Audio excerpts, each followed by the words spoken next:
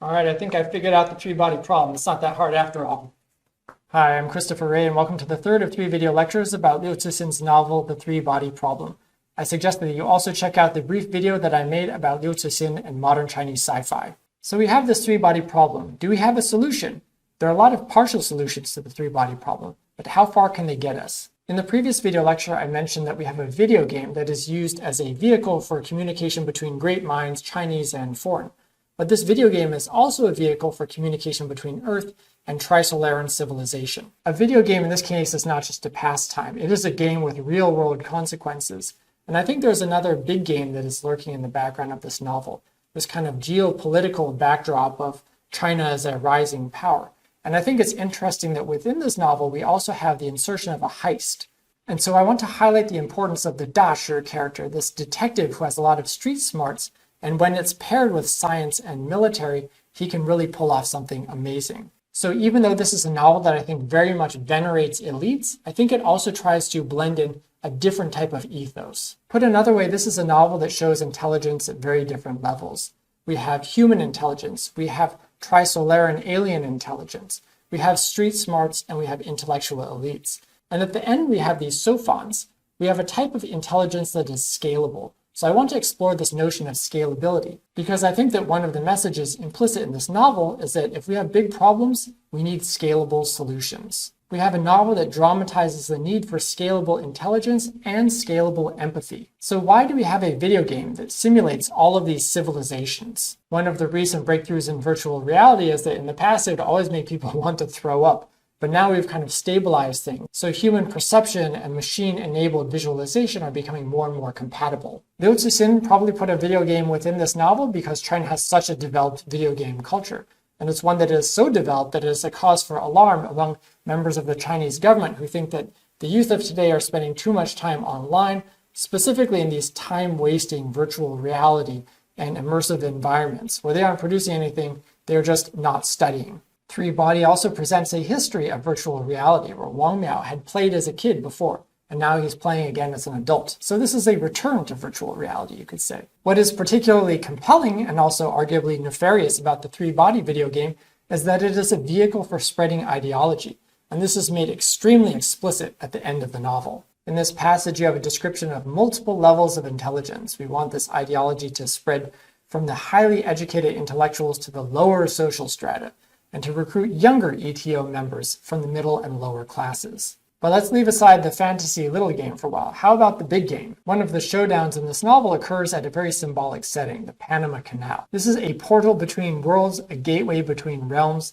It is one that has been a focus of international competition because of its strategic importance. In 2021, you have reports by journalists and analysts saying that China is having an increasingly big presence in the Panama Canal area. And for years now has been trying to develop a second canal, so there is no US monopoly over one canal, and Chinese goods can move through without hindrance. So this is a big game indeed, and a big game that keeps getting bigger, especially with the announcing of the Belt and Road Initiative in 2013, in which we are going to create Yi Dai Yi Lu, one belt and one road across the world, but originating in China and terminating in China. But this is not just a land route, this is also a maritime route as well. And even though it doesn't appear on this map, the Panama Canal, Central and South America are very much a part of the equation. This is an initiative that was announced after Liu Cixin wrote the Three-Body Trilogy. So I'm definitely not claiming that Liu Cixin was influenced by the Belt and Road Initiative specifically, but I am saying that this type of big power competition, the big game,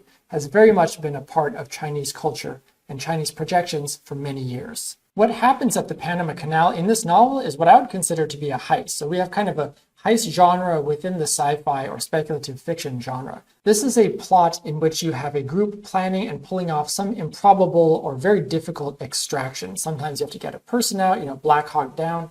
Sometimes you're trying to steal a jewel, like in Crazy Stone. Lots of difficulties along the way. In this case, we're trying to do an extraction without alarming the group that could destroy the data. And I would point out that at the Battle Command Center, we have a detective, we have the military, and we have scientists. And the detective's attitudes towards all of these intellectual elites is quite irreverent. At one point, this police detective objects to the military man talking down the police, as if the police are incompetent or they're kind of a lesser group. Because he says, I've learned from the best. I learned from the best criminals on the streets. And so it's that knowledge and wisdom that I'm going to bring to your enterprise. So this is very much a type of popular folk wisdom of using a thief to catch a thief. And then when you match those street smarts with science, then you have something that is truly formidable. So we have this mic drop moment here when he explains his plan. So I think that this heist moment is a very interesting one because it's kind of a counter movement within the novel. That we have so much focus on these elite intellectuals and kind of our sympathy with them and their sad plight, as well as our admiration for their capabilities. But we also have this injection of this other type of energy here through the Dasher character. And this is something that you can find in Liu Cixin's other works as well. We have a native ingenuity that trumps the kind of power and wealth. So he doesn't have all of the resources of a military, but he can still outthink them. And I think we can view this type of ingenuity as a type of plot device that is very, very different from, say, coincidence. So I would view this confrontation and cooperation between the Dasher character, the military, and the scientists as being part of this scalable intelligence rubric. In this novel, these multiple scales of intelligence are just at a terrestrial or maybe a maritime realm. But in other Liu Cixin stories like Mountain, which I mentioned in that other video lecture, this dialogue between the humans and the aliens makes it clear to the humans that the aliens really want to go to the farthest extremity. We are riding the needle's point all the way to the edge of the universe. We are going to pierce the universe and find out what lies beyond. So the three-body problem presents problems as resulting from these misperceptions at various scales. Some are personal misconceptions or projections. Some are human, or what we could also consider to be post-human misperceptions, and problems that are at different dimensions from the 2D up to the 9D. So this is a novel whose plot accordions in and out from these different micro and macro perspectives. Let's look at just a few brief examples, like when Ye Wenjie is out in the forest, and we have the collapse of faith essentially being represented by the fall of a tree. She then cleans that tree like it's the corpse of her father. There is a moment when she loses a lot of blood and these anonymous peasants donate their blood to her. So there is a very strong interest in the human, but more humans fail this test of humanity than pass it. And we have what's essentially 公报私仇, in which usually that phrase refers to settling personal scores in public,